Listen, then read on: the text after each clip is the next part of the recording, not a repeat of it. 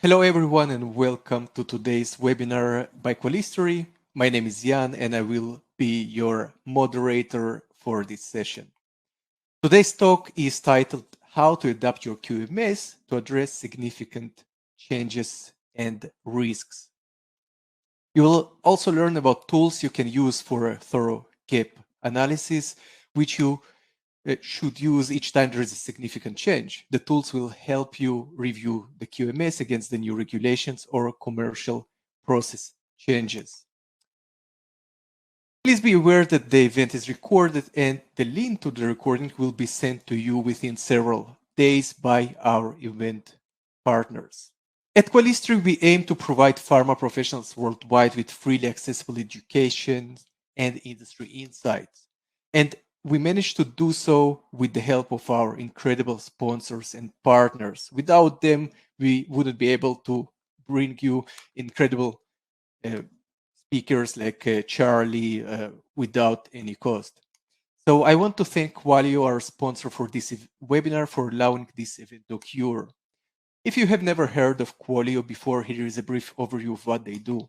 Qualio is a cloud quality management software for all life science companies. Qualio addresses medical device and pharmaceutical companies' needs of secure and scalable quality management system with the flexibility to support their evolving needs. And it meets the challenges by cutting through the complexity to optimize and automate critical quality processes. And their team is distributed right now across North America and Europe. Now, I'm eager to introduce to you the speaker at today's webinar, Charlie Maxwell. Charlie is the owner and managing director of Orion GxP Consulting. Charlie has a bachelor's in biochemistry and a master's degree in pharmaceutical manufacturing technology. He has over 20 years of experience working in the pharmaceutical and medical device industries. He was involved in manufacturing, QA, regulatory compliance, batch release, and distribution. He has also acted as a QP in Ireland for sterile and non-sterile manufacture, clinical IMP release, and third country importation. Over the years, he has assisted multiple clients with the design, development, and implementation of phase-appropriate quality management systems, vendor management, audit programs, quality risk management, and training. So I'm confident that you can learn much from Charlie today. So happy learning, Charlie. Please take it from here. Thanks very much, Jan. As Jan has pointed out, I've 25 years experience in quality management system development. So that's really why I'm here today. I've helped quite a few companies develop their quality management systems and also done bits and pieces with auditing and license application that would be closely linked to that. So without further ado, I'll move on to today's agenda. So over the next hour and a bit, I'm going to bring you through how to adapt your quality management system to significant changes. So we'll start off by introducing some of the main concepts. What is a QMS? Why is it important? And also the importance of adapting our QMS as change happens and not after the fact. So making sure that we do that prospectively. We'll look at some real live examples of what kind of changes that we're talking about here. So where changes where we might need to do a thorough gap analysis of our QMS. Next, I'll introduce some gap analysis and process mapping tools that will guide the quality management system updates that will be required. I'll also then talk about the importance of ensuring management are bought into any changes and brought along with the proposed changes as we make the updates to the quality management system. And then hopefully by that stage, you'll have a good idea of how to tackle this the next time that your quality management system faces a major shift. So we'll summarize then around about 5 p.m. So sorry, the timings on this slide are UK Ireland time. So just subtract an hour if you're in. Sorry, they're in the other way around. They are in Central European time. So if you're in the UK or Ireland, just subtract an hour from the times that are on the screen there. So hopefully then around 5 o'clock European time or 4 o'clock our time here in Ireland, we can summarize. We have a few polls as we go through, and we'll break for questions at points through the presentation as well. Okay, so I'll just read this one. Currently, there are deficiencies in your QMS. So it's a bit of a bold statement, and there'll be some of you out there, I'm sure, that will be thinking, no, that's not the case. My QMS is perfect. There are no issues. But that's not always true. If you think about the nature of any business, there's always going to be gaps. So either it's a gap on one side where there are deficiencies either against what the business currently wants. So you want a new license, you want a WDA, and you can't get to that because you have to update your quality management system, you have to hire new people, and you have to make the license applications. So that's where if you're moving slower than you want, or you've got deficiencies against the regulations if you move too quickly. So if you jump in and start carrying out those operations, such as wholesaling operations, and you don't have the licenses and you don't have the QMS in place, then you've got deficiencies then as well. So it's inevitable you'll always be trying to adapt your quality management system to either the associated business needs or to the regulatory needs accordingly. But what's really important is ensuring that when you adapt your QMS, that you do it prospectively. So you do it upfront. And you make sure that that's prospective, planned, and done in a controlled way, and not retrospectively, ad hoc, and poorly managed. Okay, so what exactly is the quality management system? We talk a lot about QMS, so thought I'd do a slide really to bring us up to speed with what that is. So you can see here what a quality management system looks like, and the quality management system is the foundation for all companies in regulated industries. It's the formalized system that documents the procedures, processes, and responsibilities for achieving regulatory and quality policies and objectives. Sorry, a bit too quickly there. And the QMS helps to coordinate and direct an organization's activities to meet customer and regulatory requirements, and to improve its effectiveness and efficiency on an ongoing basis. Okay. So why do we need to have a documented quality management system? Having a well-documented, clear and concise QMS allows us to standardize our processes. And we'll all be familiar with this little graph, or some of us maybe if you come from a Six Sigma background. So this is essentially the bell curves where you move from a non-standardized to a more standardized process. And what we're looking for with a good, well-documented, clear and concise QMS is allowing us to standardize our processes. That'll result in less variability, less variation, and ultimately fewer deviations and complaints. So we achieve efficiency and produce consistent results while still allowing flexibility for continuous improvements through CAPA and change control and those types of really well-defined QMS processes.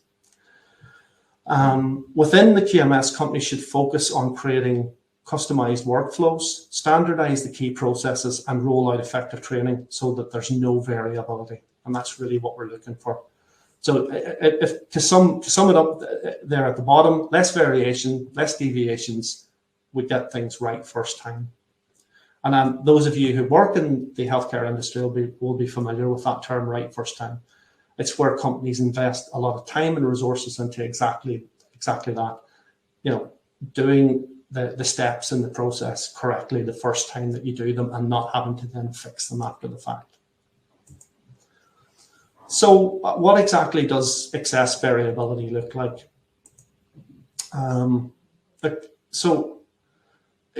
Variability in the pharma and med device industry, or any manufacturing industry for that matter, isn't good. So what does it look like? So I'm going to use kind of a fun example here, and one that we hopefully will understand without having to think of the healthcare industry. and simplify the point and show what a lack of detail in a QMS, how that will lead to variability. So hopefully you're familiar with the chocolate hedgehog analogy.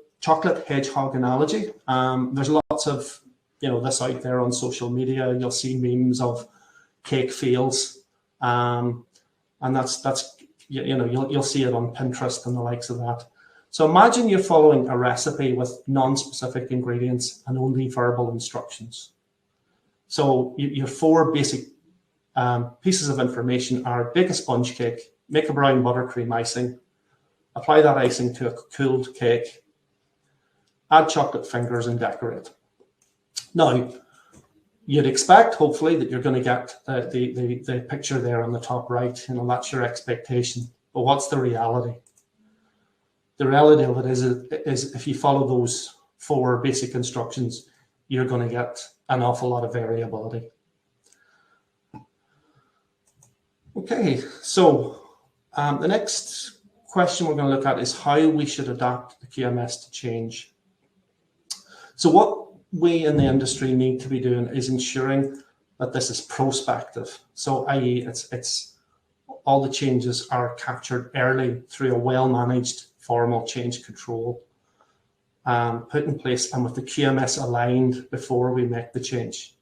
What we don't want to do is to have retrospective changes or policed changes. So we discover that the process is not being followed, and we then try to correct it after the fact. So we're always going to be playing catch up if we do that, and we're relying on QA to capture it, or the self-inspection team to find it during internal audits and to then remediate the issue. And of course, the worst case scenario is if we don't pay attention to our QMS at all, and it's too late, and they're discovered during regulatory inspections. And then you have the option of, you have the reality of adverse inspection outcomes and potentially 483s or warning letters. So that's really what you don't want happening. Okay, so what are some examples of the types of change we're talking about here? So I've talked about changes that would impact our QMS. And really now what I want to do is give you some flavor of what that might look like. So, for example, if you launch your product in new territories where new regulations might apply, that would be one example. And in the EU, for example, there are very specific regulations that govern importation under an MIA, or Manufacturing and Importers Authorization, and that requires release by a qualified person. And also there are distribution regulations in Europe via a wholesale authorization, as well as pharmacopoeial requirements, such as EP, sometimes here called EP or PharmEur, which is the European Pharmacopoeia. In Japan, similarly, you have very specific PMDA requirements. So, for example, around inspection of parenteral drugs in clear vials for particulate. And they'll also have their own very specific Japan Pharmacopoeia in that country as well. So, again, if you were launching in that country, you'd have to look at those regulations and those compendial requirements. And the US Code of Federal Regulations also has very specific considerations. So, for example, CFR 21 Part 11, which is your use of digital signatures, and also the USP there as well, which again is another pharmacopoeial requirement.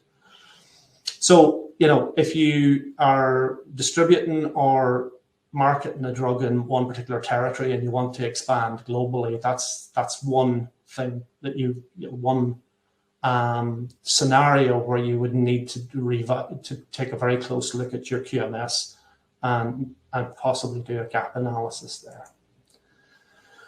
Other examples would be if you're branching out from into new products or new parts of the supply chain. So you might be a company maybe that's involved in food supplements, or maybe you have a single product type, and you want to you want to either move into multiple highly regulated products or maybe over-the-counter medicines.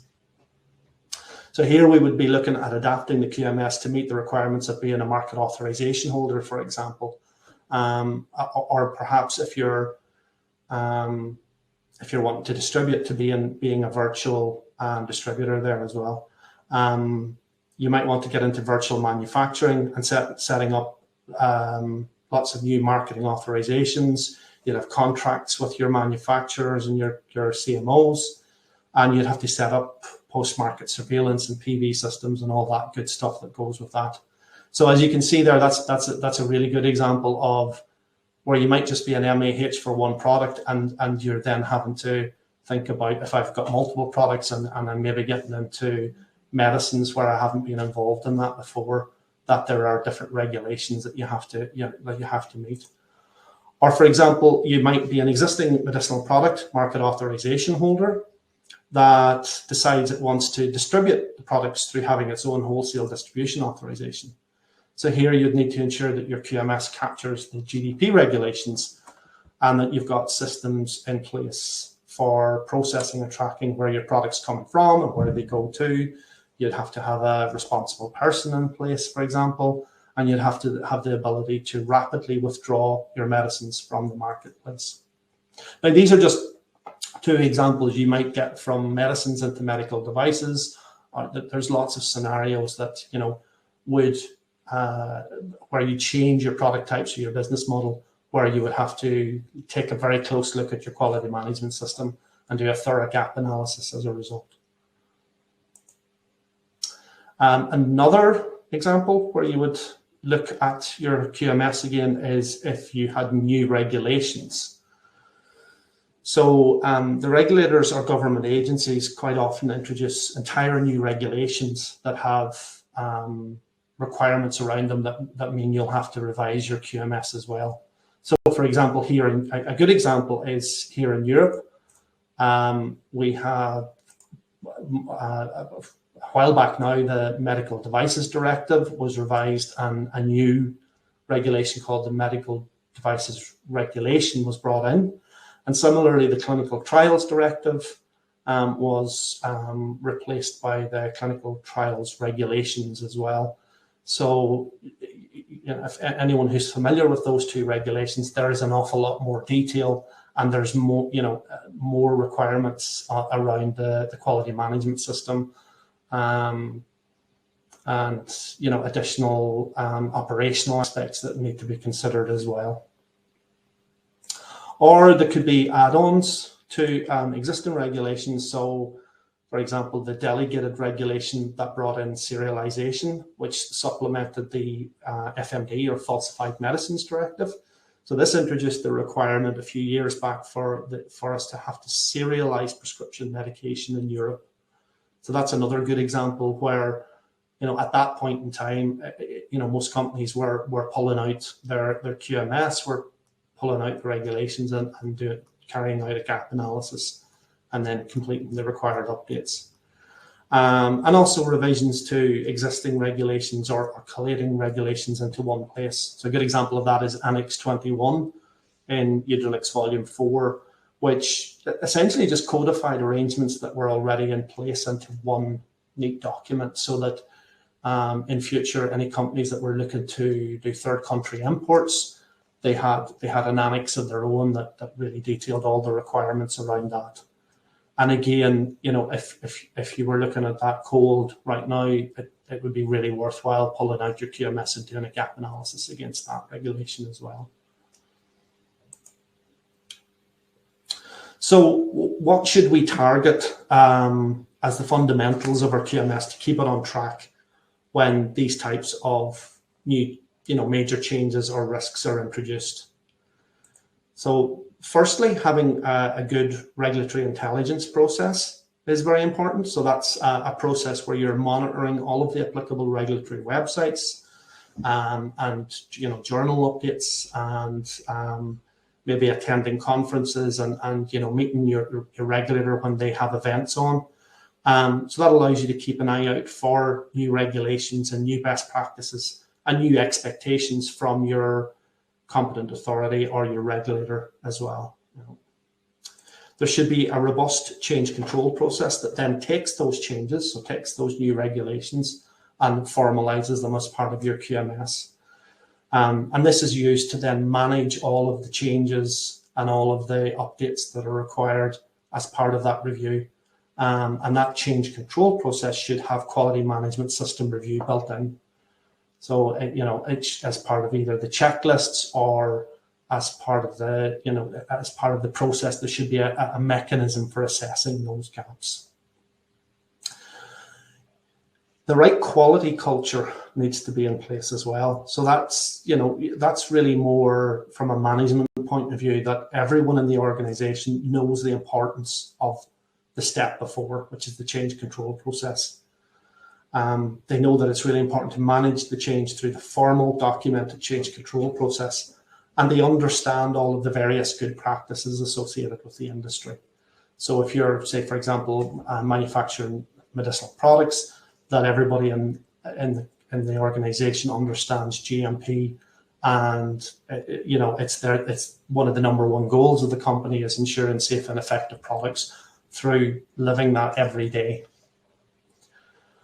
And finally, then there should be good training in place so that everyone knows what to do when a new regulation comes in or when a major change has to be processed. So you're changing your business model, you're changing your supply chain, that everyone knows that there's a formal change control process that they can use, and they can trigger that as well. So maybe at this point in time, we might take some questions, or I think, Jan, there's a poll maybe that we might run. We'll run the poll maybe while we're waiting for questions to be entered. Yes, the poll has launched. So you can answer, are there any major changes coming up in your organization that you need to address in the next 12 months? And we're hoping here that the majority of people are answering yes, because that's why that's why you've came to the webinar today, is, you wanted to think about this sort of thing. Perfect. So we'll give you a couple of seconds to finalize the poll, then we will close it and reveal the answers. Super. Yeah, you can also take this time to write down questions that you may have so far and mark them as a question so we can address them right now or later. And don't forget to put those in the Q&A section of the chat. So we can, because there is quite a lot of chat going on, just so that we can easily organize what are some of your questions. So yeah, it looks like there's about 80% of the people on the call, roughly 80%, have major changes coming up that they need to think about. I think we can probably end the poll now. Yeah. Yeah, sure. So maybe it's interesting if you share also in the chat what kind of changes you are facing with the community. So I'm closing the chat right now. You should be able also to see the results. Super. Yeah, 79%. That's great. Okay, I don't see any questions, so I'll move on to the next slide. Yeah, so there are a couple of questions which were not marked, so I will read them to you. And if you feel it's something that you would like to address at the end of the webinar, you can also choose to do that. So we have one question. Is there any facility changes? Then how can we handle the QMS? I'm not sure if maybe Ashutosh, maybe you can reformulate your question, because I'm not sure that it's clear what exactly you're asking. I think if you're talking about facility changes, as in, you're converting a part of a warehouse into part of the facility, or you're expanding a GMP area, or that, absolutely, that's a major change. And that's where you need to look at your QMS. If you're bringing in a new packaging area, you need to think, do I have to update my site master file? Do I have to update my quality manual? What new SOPs are going to be required around that? So yes, absolutely, a facility change is a very good example. Right. Another question is quite general. So how to make a good change control process for the working areas for the organization? I guess we'll come to some of that over the slides. A big thing is ensure that it's cross-functional. So a good change control process will clearly describe the current situation, will clearly describe what the target new situation is. So what's your desired state, your existing state, what's your desired state? You'll then look at, you'll have some sort of systematic or listed out way of looking at impact to all of the areas of your organization, such as regulatory.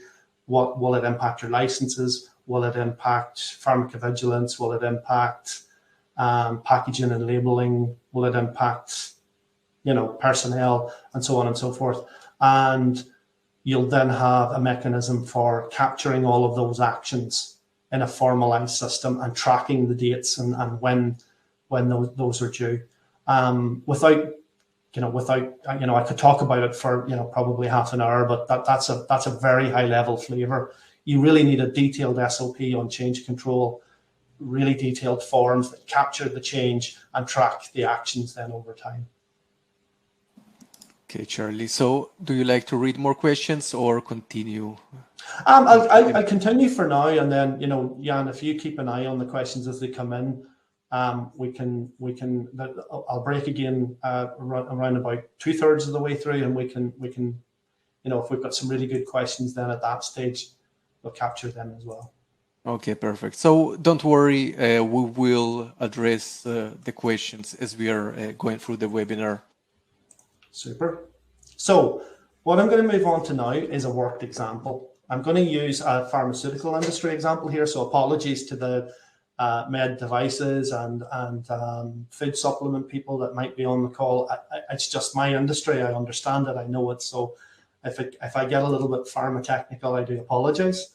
But of course, the tools that I'm going to cover in these worked examples, you can apply them to any highly regulated industry, really.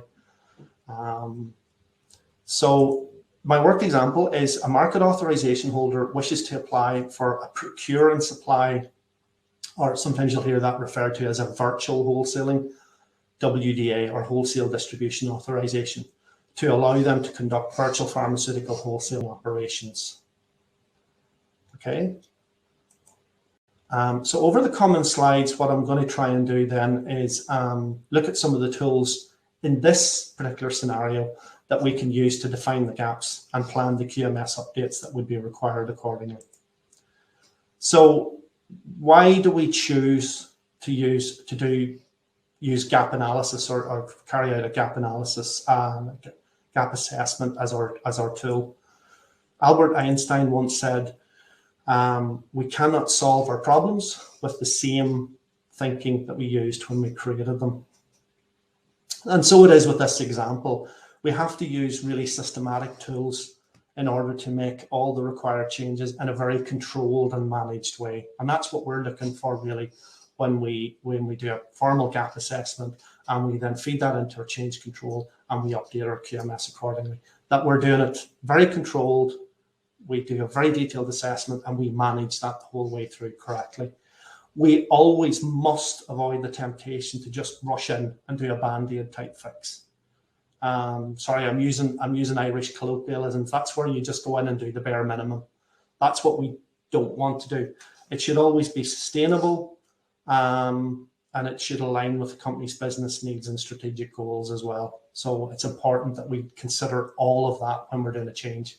And what I mean by aligning with business needs and strategic goals is you might be applying for that new wholesale license. There are actually people that you need to hire. So there are financial considerations, there are structural considerations, you may need more office space. All of this needs to be considered. And that's why it's really important to do a formal gap analysis, list out everything that's going to be needed to get to that desired state, and put that through a formal change control procedure. So for all of those reasons, we first of all complete a formal cross-functional gap analysis, and we then map our processes and get management buy-in. Okay. So what exactly is a gap analysis. At its most basic level, it's a process for looking at the differences between current state and desired state, essentially. So we're looking at the regulatory requirements affecting the company and the practices and processes that the company currently uses. So in other words, we're identifying the difference between current knowledge and practices and the desired best practice or state. Okay, so a gap analysis is mainly used to assess where the process is today, where it needs to be in future, and what are all of the actions or steps that are needed to get us there. So the gap analysis will usually take the form of a table, or you can use an Excel spreadsheet. You can do it in Word. You can use really fancy project management software applications. It's entirely up to you. But when you boil it right down, it's a table or spreadsheet that defines the QMS element and compares the current state with the desired state, and then details all of the actions required to address each gap. So what I'm going to do now is I'm just going to work through 3 really oversimplified examples just to illustrate this point. Now, the action plan will be very simplified here. In a real life situation, you'd want to have it as detailed as possible and have people assigned to the actions and due dates and so on and so forth. But I haven't gone into that level of detail purely for the purposes of demonstration here. So our virtual wholesaler. So previously you were just a market authorization holder, like you held licenses for products, and you want to now get into virtual wholesaling as well. One of the requirements is from the GDP chapters, GDP chapter 2.2, and that is that you need a responsible person. Your current situation is you have no responsible person and you have no WDA authorization. Your desired state, you need an RP to be put in place to oversee the GDP QMS and your wholesale operations. And then you have what's your detailed action that you need to achieve that. So you need to appoint an RP. You need to draft the SOP around the role of the RP and to define that role. And then you complete training and apply for your wholesale authorization. So you'll note here that I've included the GDP chapter references. So on the first column there, we have GDP 2.2. So this is useful as a reference point for assessing the gaps. And it's very important later when we come to closing out change control and provide evidence to either internally or to our regulators that a full and thorough gap assessment has been completed and that all of the required updates have been considered. Okay. So I'll just quickly give a couple more examples. So GDP chapter 5.3 is around supplier qualification. So as an MA holder, you may not have a process for qualifying GDP suppliers, or more than likely you won't. Your desired state is you need a process for identifying, assessing, and qualifying suppliers suitable for GDP supply. And your action is to map the process for qualifying suppliers, incorporate that into your company quality manual, and to draft a GDP supplier qualification SOP. And then lastly, the third example I have is a recall process, and that's GDP chapter 6.5. So as a market authorization holder, you probably will have a recall SOP, but it'll be written from the perspective of the MAH. So that'll only deal with your communication back and forth with your holding sites, and won't deal with, so it'll be more about communication with the wholesalers and for you as MA holder to communicate with the regulator. So what you actually need instead is you need to be able to rapidly trace where your batch is in your warehouse or in your virtual warehouse, the supply flow, where that's gone, of those defective medicines, and be able to recall it from the marketplace. So your action there is map your process to detail your batch traces and the steps to initiate a recall with your holding sites and secondary wholesalers, and then update your SOP accordingly. So you can see here, and I'm not going to work through any more examples. These are just 3 that I've picked as examples for that type of change, that change in operations from just being a market authorization holder to getting involved in distributing your own products. what you need to do is work through each subsection of that guidance. So you would work through all of the GDP chapters from 1.1 all the way through to, I think there's 11 chapters, so it'll be 11 point something. Look at what you have in place right now, if anything. So you can see here, for example, we did have a recall process, but there may not be a supplier qualification process. And there'll be various examples like that. Critically assess what you need to do to meet the requirements, and all the while making the process as efficient and error-proof as possible. So always be thinking, what's the most streamlined but compliant way of doing this? It's also important to identify the organization gaps really early on. You may need to hire new personnel to meet the requirements of the new regulation, the new business model, or the new territory or supply chain where you're distributing your products. So, for example, in our worked example, we would need a QA GDP specialist and deputy responsible person, as well as maybe a you would need a responsible person, and you may also need a GDP specialist and DRP. And you may need, you'll need a supply chain manager, and you may need purchasing planners, business development personnel, and sales personnel as well. And equally, this would apply if you were launching in new territories. If you only made and distributed your drugs in the US, for example, and you wanted to launch in Europe, you'd have to think about, do I need to hire these people? Do I need to bring in contractors? How am I going to organize my virtual wholesaling operation from a personnel point of view? And it's important that senior management realize these requirements early in the planning process, because those positions will be really important later when you start drafting your QMS. So you can see here why I'm thinking about the gap assessment and what are the personnel gaps, because you have to write responsibilities into your SOPs. And if you don't know who those people are, and you haven't got agreement from senior management for ultimately down the line to hire those people, it's very difficult to write your QMS otherwise. And it's difficult to map the processes and plan out your training as well. You need to have all of this planned out to be able to address that as you're assessing the gaps. Okay, so we'll do another worked example. So you're an EU and US clinical contract manufacturing organization who conducts importation, storage, secondary packaging, and labeling for clinical trials. And you now need to complete a gap assessment of your QMS against the new EU clinical trials regulation. So in this example, I'm going to work through, there's a brand new regulation. You're not changing your operation, you're not changing the territories that you do your operations in, but you now have to comply with a whole new set of regulations. So the clinical trials, as I said earlier, the clinical trials regulation replaced the clinical trials directive, came into force this year, and we're currently in a transition period where some clinical trials will finish out according to the clinical trials directive, but by the end of this year, you either need to complete your clinical trial or you have to have transitioned over to the clinical trials regulation. So for this work example, we'll look at a few of the documents that should be assessed and again demonstrate the gap analysis that we would complete for this type of change. Highlighting differences in standards. I wanted to really briefly touch on this as it's a very good high-level visual tool.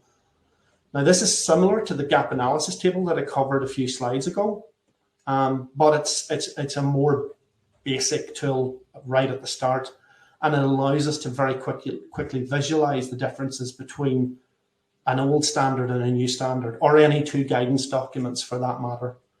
And we then use that to complete our gap assessment. So the idea is you print out the two standards and work through them side by side, highlighting what is new or what needs to be considered formally. So the example we have on screen here, and hopefully you can see that the small print, these are literally screenshots of two real world guidance documents. So this will give you a real feel for what it looks like. On the left, we have Udrilics Volume 4, Annex 13, and specifically shown here because it's something close to my own heart. is the section covering what the QP has to check. And then on the right is the exact equivalent in the new CTR, Clinical Trials Regulation. In this case, it's the detailed commission guidelines that supplements the Clinical Trials Regulation. So it's a little bit like Annex 13 supplements the CTD, then this commission guideline supplements the Clinical Trials Regulation.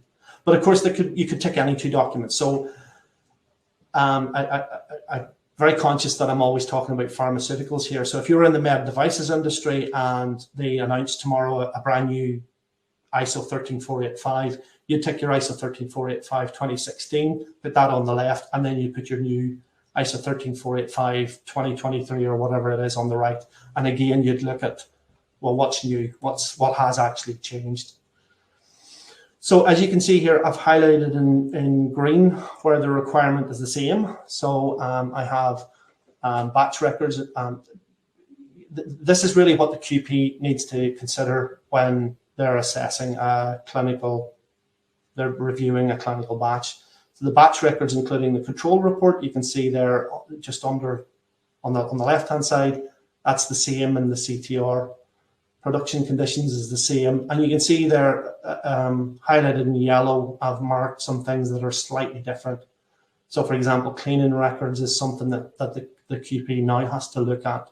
And that's formalized in the Clinical Trials Regulation. I'm not saying QPs didn't look at the cleaning records on a batch by batch basis, but it's formally in the document now. So if you didn't have that as a requirement in your SOP, you now need to make sure that's in there. So what I'm trying to show here is that one subject matter expert can do this as a type of pre-work to the formal gap analysis, and then they feed that into the gap analysis table. And it means that you can very quickly identify all the gaps. You can use the highlighted record directly to drive the changes, but I feel it gets messy, and I would recommend doing it as a pre-step and then taking the yellow highlighted bits and saying, right, these are at the actual changes, and feed those into a gap analysis table and into your change control that way. It just boils it down a lot neater, and you have really clear actions then. So moving that into the gap analysis table, again, I've just picked three really simple examples to sort of illustrate the point. So your QMS element would be batch release according to the Clinical Trial Regulation Guideline 8. The current release SOP details the checks completed by the QP, which list only those in Annex 13. And the release SOP needs to reference in detail the new checks according to CTR. So for example, you need to make sure that it states in your SOP that you're reviewing your cleaning records. So your action then is map the process for Clinical Trials Regulation compliant QP checks and add those to the relevant SOP as well as the QP checklist. And you can see here I've put highlight reference to highlights document attached. That's the link back to the highlighted examples from the previous slide. So you can actually reference that directly in your gap analysis table. So just to quickly move through a couple of other examples where you would be looking at the changes between CTR and CTD. The clinical trials order is mentioned in CTR guideline section 5.2.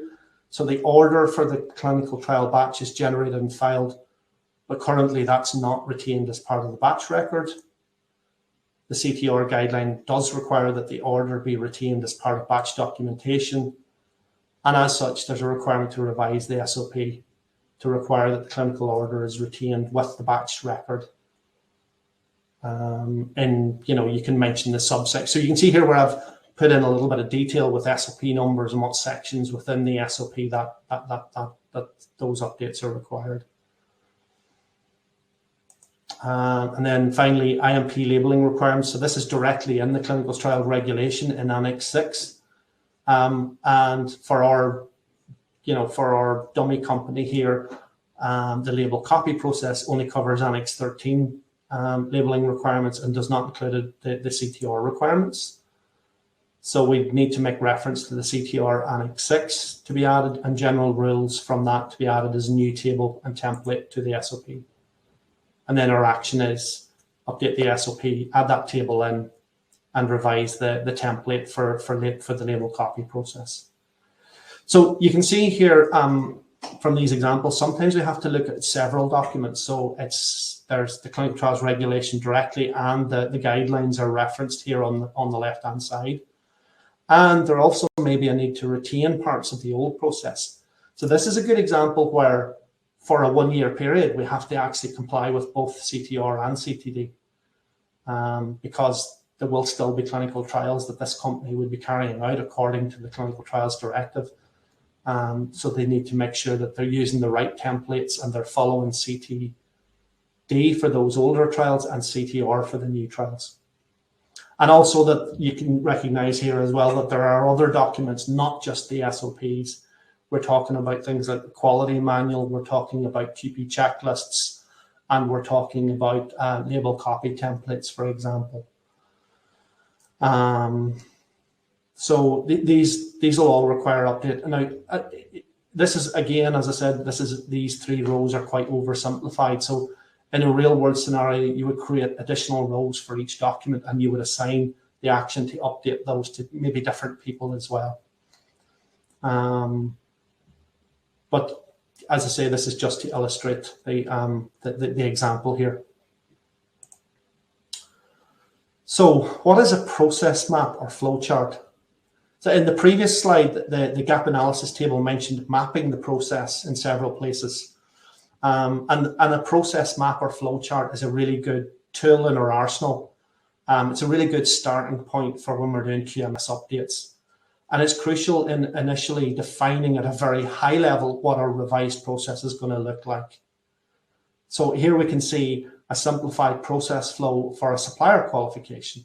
Now, if you remember back to the first scenario, we I think it was the second example in the gap table was that we didn't have a supplier qualification process. So here you can see what a process map for that would look like.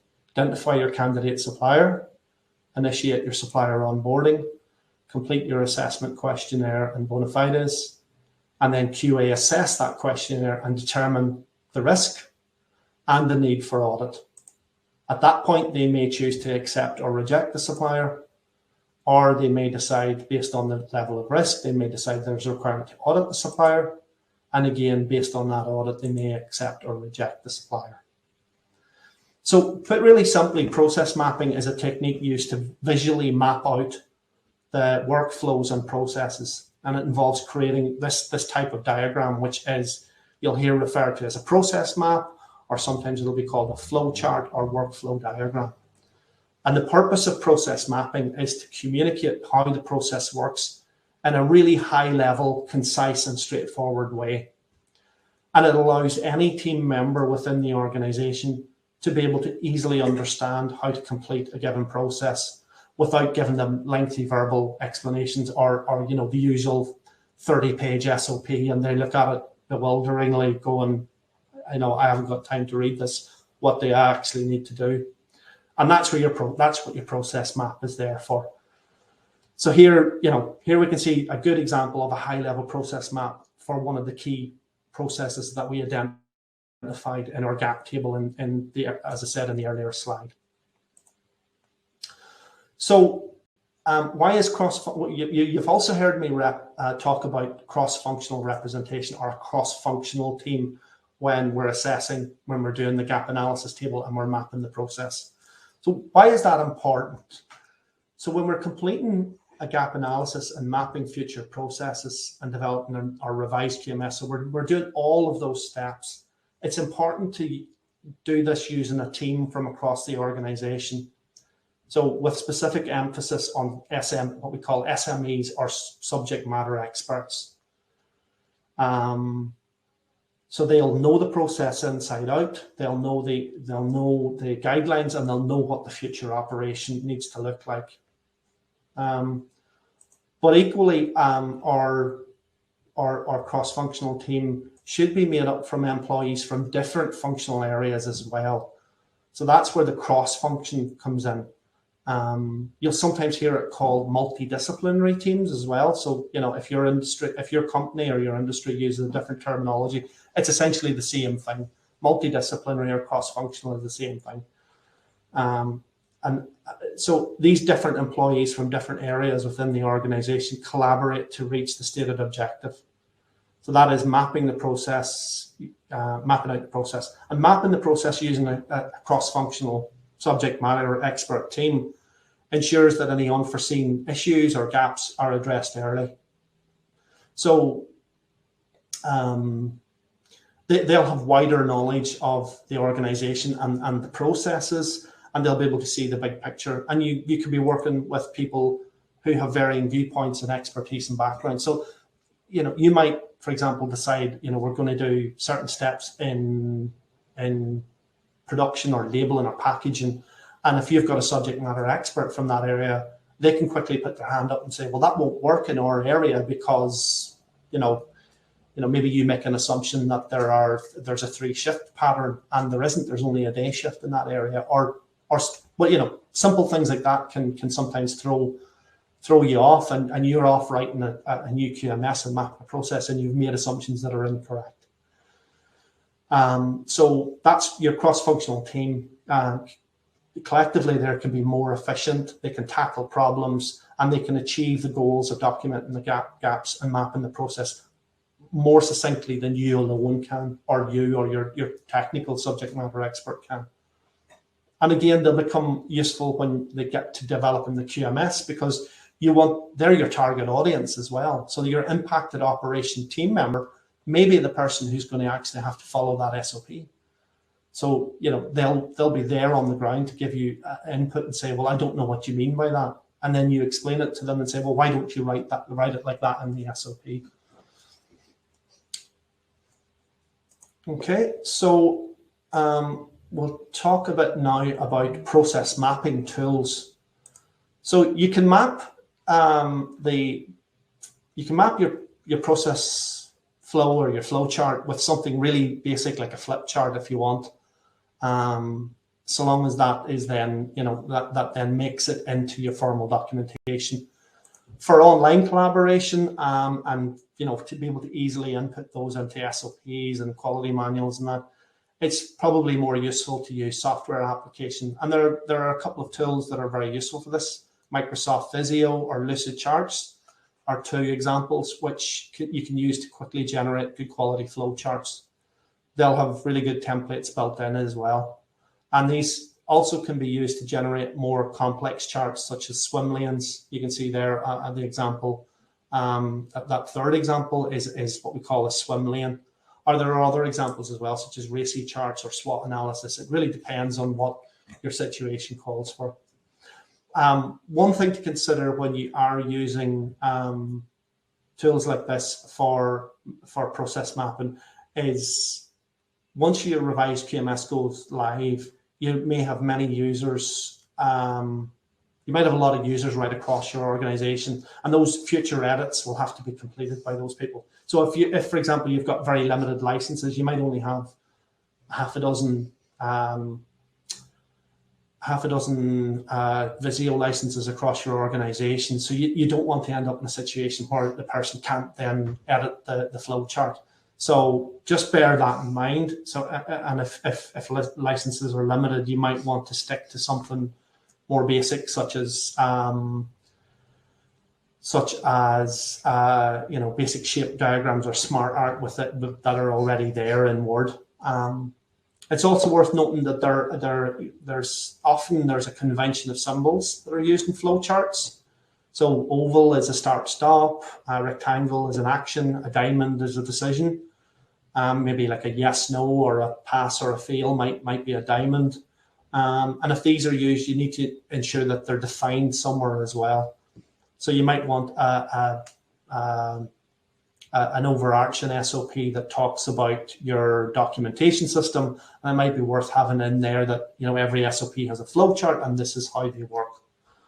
And just so that new people starting within your organization at any level will be able to pick up one of the flow charts and easily navigate it.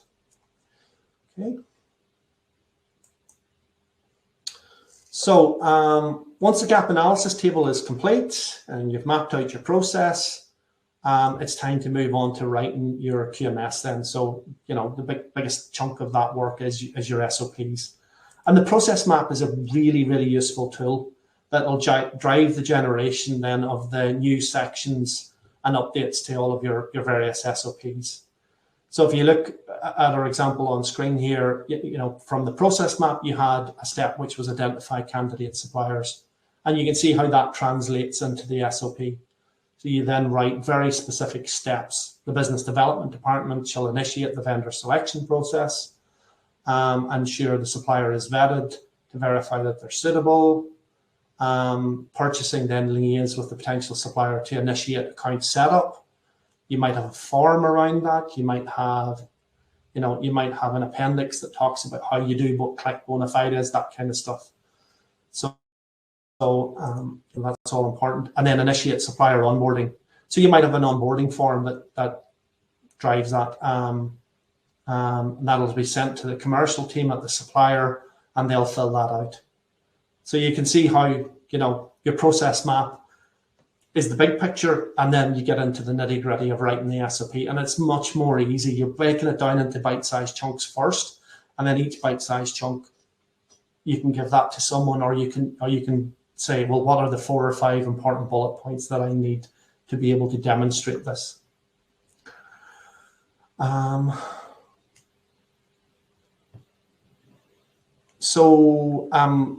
of the great things about generating a process map first is that it helps identify inefficiencies.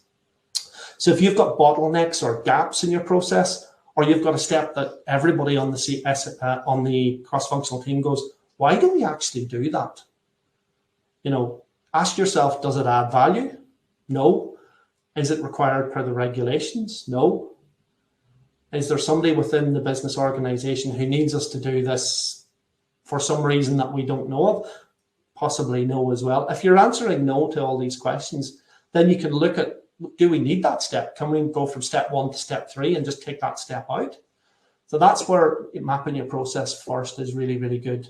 So you can look at, you know, we don't need that step, or that's a real bottleneck, you know, that form, you know, why do we need that 5-page form?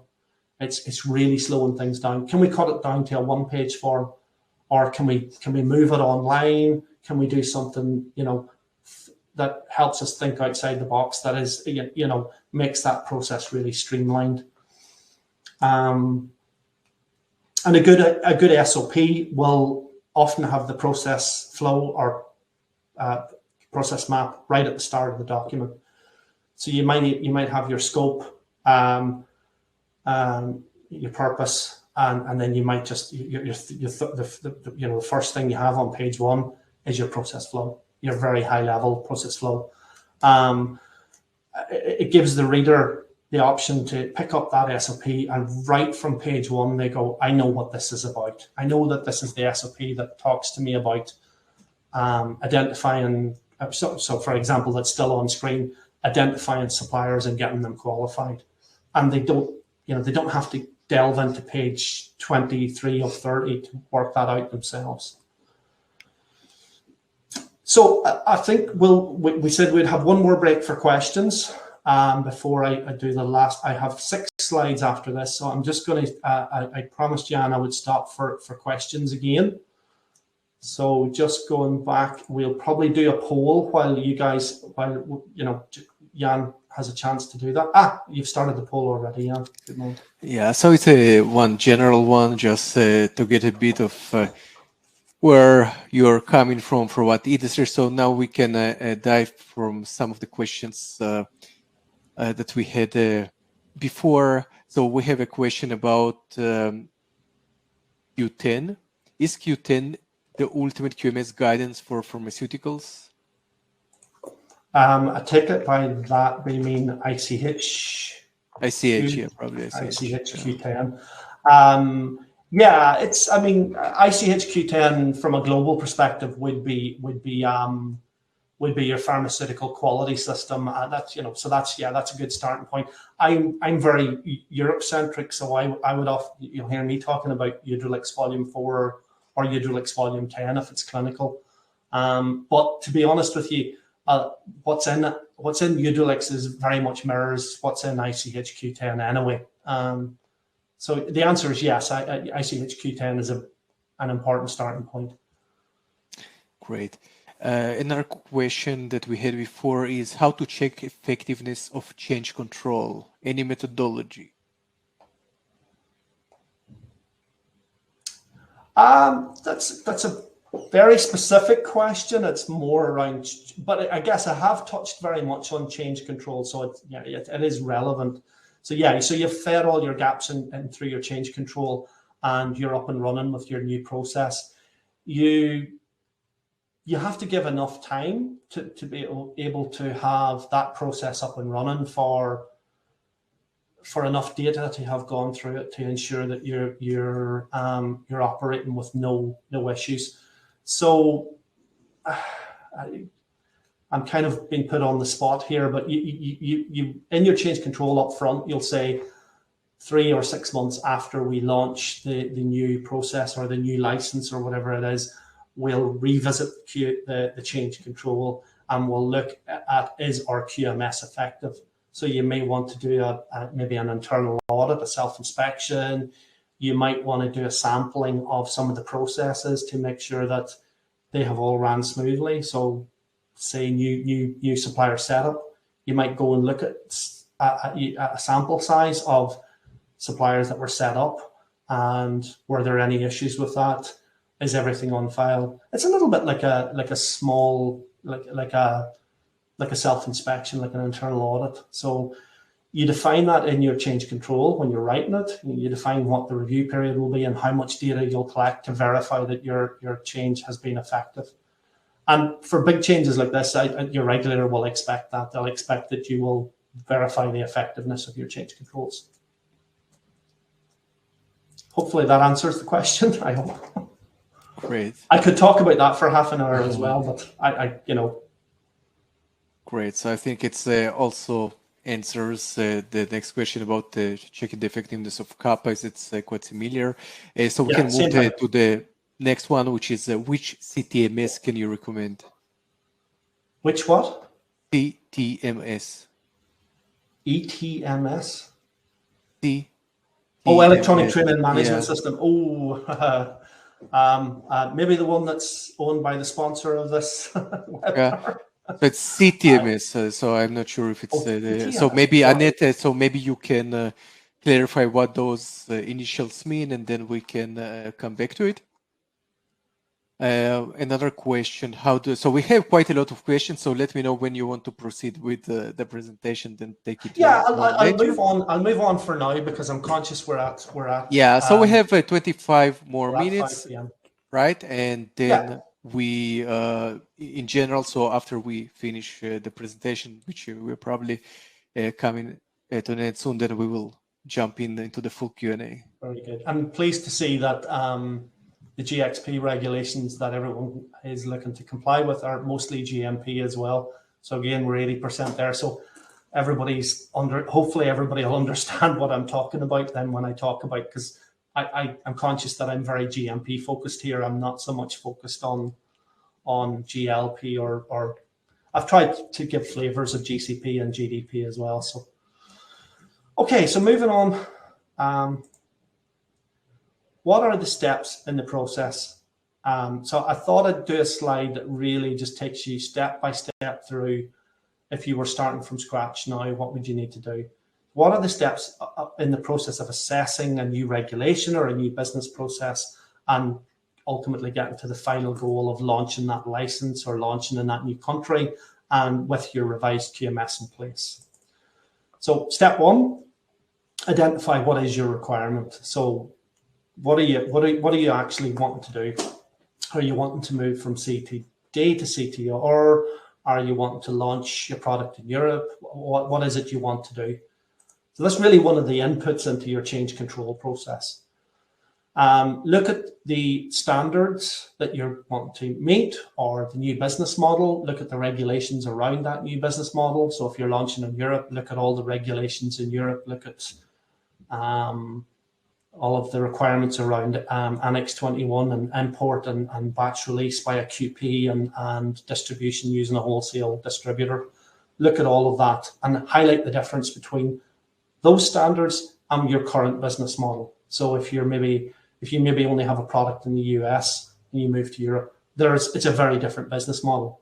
So highlight those differences, complete your gap analysis table, and hopefully I've given a good few examples there through the slide deck of how to do that and how to capture that in either a spreadsheet or a table or software or whatever, however you want to use to do that, and review that with your cross-functional team. So make sure you have the required functions all on board with that when you're looking at those gaps.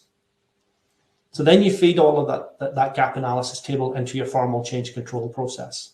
So you may have one enormous change control with 30 or 40 actions, or you may want to break it up and say, well, we have 4 distinct phases to this major change, so we might do 4 separate change controls, each one leading into the next.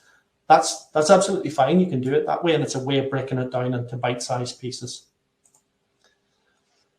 So then you complete all of your process maps. So what does your new process look like? And that's again where you sit down with your cross-functional team and you say, okay, we want a vendor approval process. How do we want that to look? Who do we want to do it? And how do we make it as streamlined as possible? And then you create your revised QMS from that. So you take your process maps and you write your SOP based on that. And then your last step is launch. So your little rocket there at the end. Close your change control and launch your new QMS processes. Probably a step I've missed out here is training. Just make sure everyone is trained and knows before you go live. Hopefully, if it's a small organization, the people that you've brought along all the way through and have been on your cross-functional teams will be the people who live and breathe that process anyway. But you may be a big organization. You may have hundreds of people and you've only taken a sample of people from each of those areas. So just ensure everyone's trained as well. So senior management buy-in. This is really important. Getting senior management buy-in for changes is crucial. It's critical for ensuring that the required investment in time and resources is well understood. And it's part of the reason why management review is a requirement in most QMS regulations. So whether you're following ISO 13485 or you're following the GMP chapters, and someone mentioned earlier ICHQ 10, they'll all talk about management review.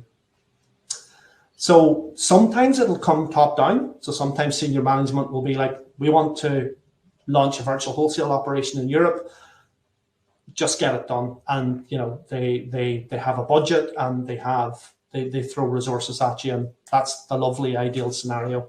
But more often than not, it's not. More often than not, they might not understand what's required. There'll be gaps in their understanding of what investment in time, resources, and people will be required. A classic example is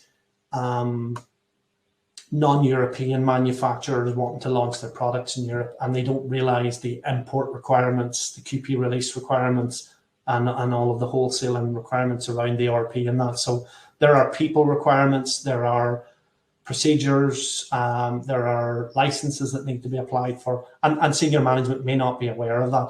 So it's really crucial to keep them engaged all the way through the process and bought in on all of the requirements as the gaps are assessed, as the processes are mapped out, and as resource requirements are identified. So if you struggle in being influential when talking to senior management within your organization, I can highly recommend, there's a webinar by Leslie Worthington on how to be persuasive when talking quality across your organization. So you'll find some really good insights there on how to approach these types of conversation. And Leslie and Jan are actually converting this into a masterclass in November as well. So again, if it's something that you're going to have to do a lot of, and you're going to have to learn very quickly to get, the executive VPs or whoever they are within your organization really bought in and understanding that there's going to be capital requirements, there's going to be office requirements, there's going to be lots of time required and licenses to be applied for, then I'd highly recommend that, that would be a good masterclass to get you to brush up on those skills.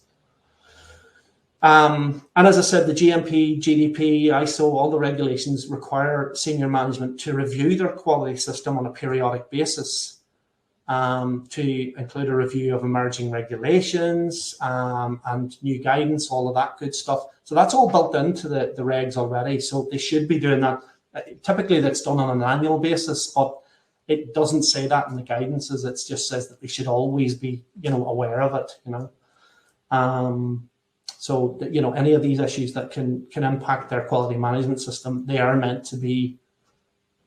It's meant to be communicated to senior management. That's what I'm trying to get at there. So what ensuring management allocate resources, the buy-in requires that they understand the resources that'll be required to make changes, new processes, and QMS updates successful. So there might be capital requirements. So for example, you might need to bring in a new document storage requirement. You might have to use Iron Mountain or bring in a lean lift or something like that. You might need a new EQMS. You might need Qualio's cloud software for managing change controls and deviations. And there's capital investment for all of that. For new regulations or territories, there might be entirely new groups of people that you might need to hire. So I think I touched on this before. You'd have your QP, your RP, your regulatory specialists. You might want TOPRA qualified regulatory specialists who really understand the European market, and QPPVs if you're getting involved in post-market surveillance and that kind of thing. And at the point you need them to decide early on what business model they're using for that. Are they going to use contractors? Are they going to subcontract out, for example, their PV system and all of their post-market and surveillance, or are they going to bring that in-house? So it's important that those decisions are made very early. And of course, it's not possible to just wave a magic wand and have things happen overnight. Time is, of course, really important to factor in to your plans as well. Time is required to analyze all of the gaps. So the tools that I showed previously, they don't just magically appear. There's lots of grueling, MS Teams calls, or maybe you get together, off-site or whatever you need to do. It takes time to get that all done, and then to map out the processes so that you have really clear processes and the SOPs to go along with that. And also applying for new licenses as well. So, that they take time. The regulators can sometimes take months to come back to you, and they may come back with questions. They may want to inspect your facility, all of these good things. So, when you're talking to senior management, it's sometimes useful to think of the total cost of quality. And I like to think of it like a bit like the total cost of ownership of a vehicle. So if you imagine you're investing in a new car, and you decide, I'm going to buy an EV, I'm going to buy a Nissan Leaf or something like that, or a hybrid, it might cost you a little bit more upfront. But if you then factor in lower vehicle tax, lower insurance, and significantly lower fuel costs, then across the life of the vehicle, you'll end up paying a lot less. So, and you feel good as well, because you're helping the environment and all the nice things about owning an EV. So I like to think of the total cost of quality in a similar way. So if you invest in a robust and really well documented and managed QMS, your organization will reap the benefits over the long term. So the benefits will be that you'll save money because you're getting it right first time. And you'll feel good knowing that you're really consistently making safe and effective products. So you'll have less complaints. You won't have any recalls, hopefully. So the total cost of quality is very similar. A small investment in time and resources up front. And I know mapping these processes, I said earlier that it takes time, but it's a finite time. It's a number of months, and that investment in that time you'll reap the benefits of. So you can deliver financial and operational benefits right across the product life cycle because you've got good streamlined lean processes. And then ultimately you'll end up with fewer deviations, complaints, and recalls. Okay, so what happens if we get it wrong? So if we don't do this, what are the consequences? Harm to patients, number one, and you know this example that's on screen is a fairly recent one where a baby formula plant in Michigan, they had to recall baby formula, and there was a huge shortage actually of infant formula, both in Europe and the US. Well, particularly in the US actually, and you know there were stories of people phoning, you know, cousins and nephews and nieces in Europe, just getting them to post baby formula because they couldn't get it in the US. And I believe that, you know, it was causing harm to the babies that were using it. That's why the FDA pulled products from that plant. You know, that leads to huge cost and loss of market share. I don't know when this particular example that I've put here is from, but you know, if you're in a company and you've been told to pull 60 million doses off the market, you can be sure that that's a huge cost and a loss of market share as well, and loss of reputation. This one's an older example. Novartis had you know, some indigestion type medication, but there was an issue with their cleaning procedures, which meant that, you know, powdered residue or chipped or broken tablets from powerful prescription medications such as Percocet could contaminate the product. So, you know, that's a huge loss of reputation when that gets, you know, when that gets posted up on the, you know, LA Times or the Irish Times or whatever newspapers across the globe that they end up being talked about in. So here we can see what happens when we don't get it right, when we don't standardize our processes and we make our products, and we don't make our products the exact same way each and every time.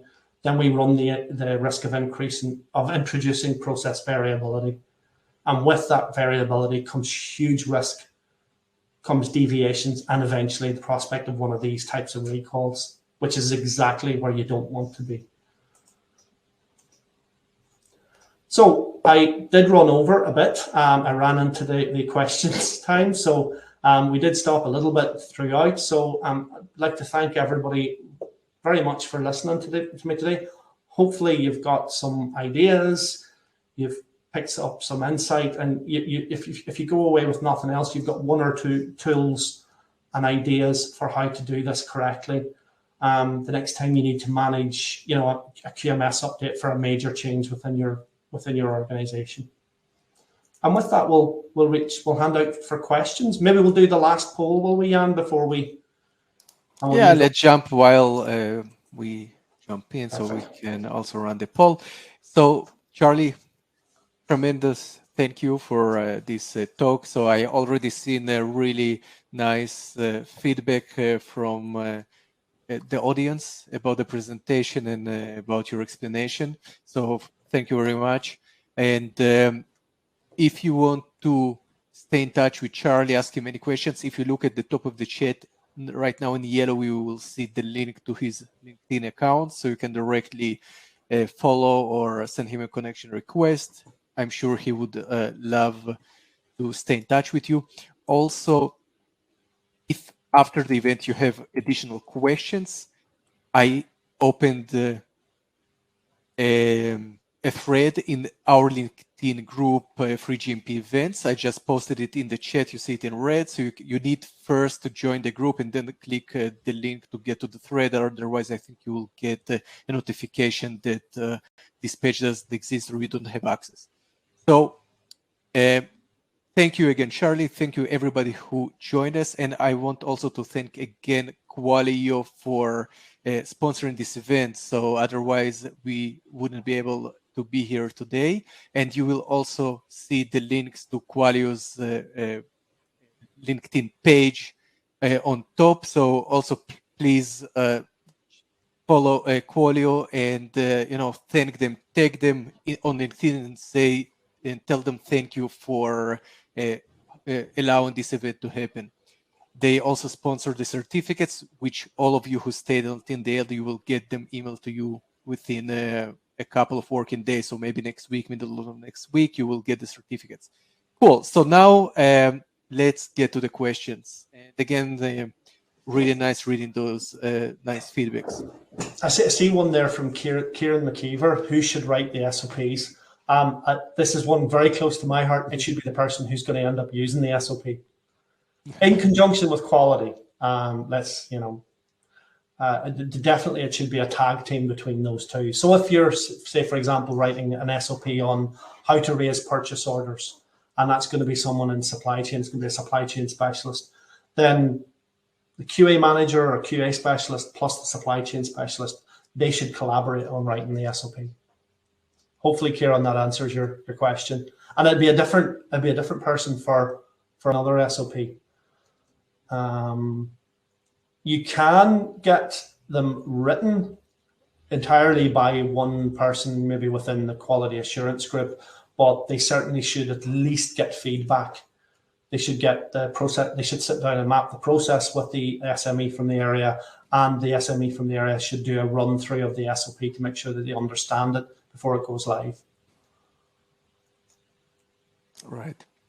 So maybe Charlie, would you like me to go through the questions, or because you're quite tight on time, would you like maybe to go through and just pick the diamonds which you think are the most relevant to our discussion today? And of course, again, I think you can also go to our LinkedIn group and post your question there, and I think that Charlie will be happy also to comment there on your questions if you don't get yours answered. Yeah, I'll pick maybe three more just because we're running out of time. Swapnil Karali, how many days can we keep change control open, especially process validation? There's no limit on how long the change control can be open, but you should define it and justify it up front. So, if you're planning to launch in a new country, or you're planning to, you may have set a 6-month deadline that may be handed down by senior personnel within the organization. Or, for example, if you were incorporating the clinical trials regulation guidance, you may set the deadline as December of the year, because that's when it comes into force. So dates may be handed down to you. They may be mandated by the regulations. And then, you have to scramble and make sure that you start right up front, map out, decide what you're going to do, who's going to map the processes, when you're going to do that, and when you're going to get to your end goal of having your QMS ready. It could be a nice to have change. You're wanting to change your business model and introduce virtual wholesaling, but you'll go when you're ready, in which case the change can be open for as long as that takes.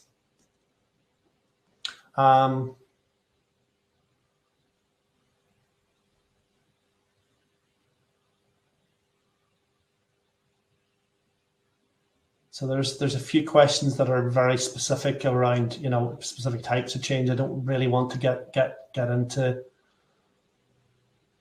A lot of manufacturing companies do not have the quality management system developed as well as in the pharmaceutical industry. You mentioned the right quality culture is key. What would be your recommendation for a business with a poor quality culture, low morale, and informal management system?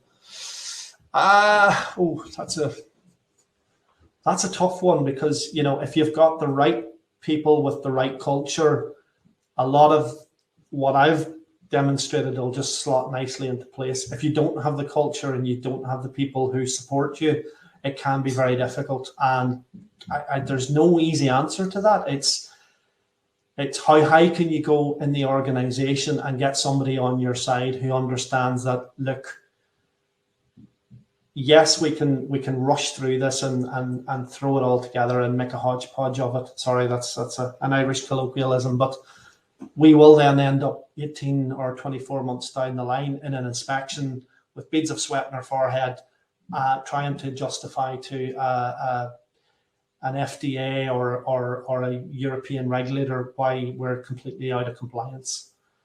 So it's getting somebody senior enough in the organization that you can be persuasive with it. And again, I'll go back to the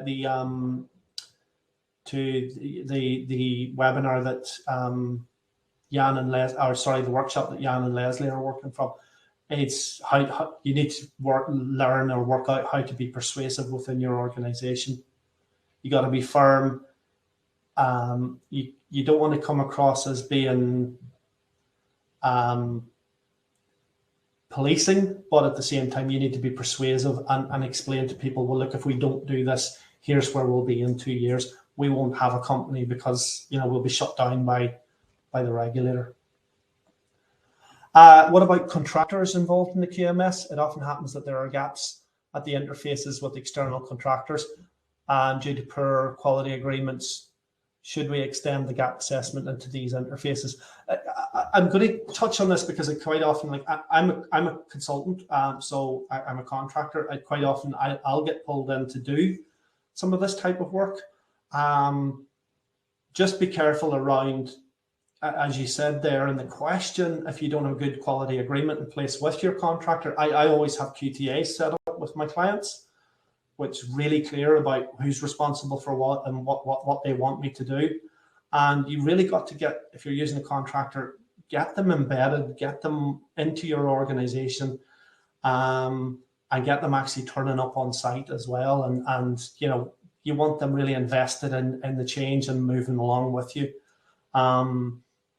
I have a small number of clients and I work very closely with them rather than, you know, trying to be everything to everyone. I think hopefully that answers that question. I think it was more around the gaps with the interfaces with external contractors. That's having a good quality agreement process in place so that you set that out up. You set that out up front in quality agreements with them.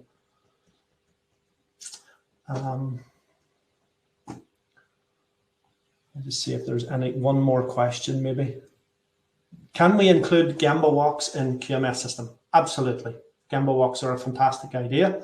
They're not mandated by any, well, they're certainly not in the pharma industry, but you'll see them everywhere. And that is, I forget what Gemba stands for again. It's some Japanese terminology from Lean Six Sigma. It's essentially it's something like go to the place where the work is happening.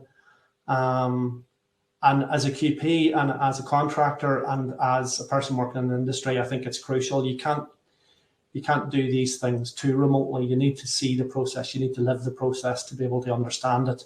And there's no harm in maybe in your self-inspection program, you talk about Gemba walks.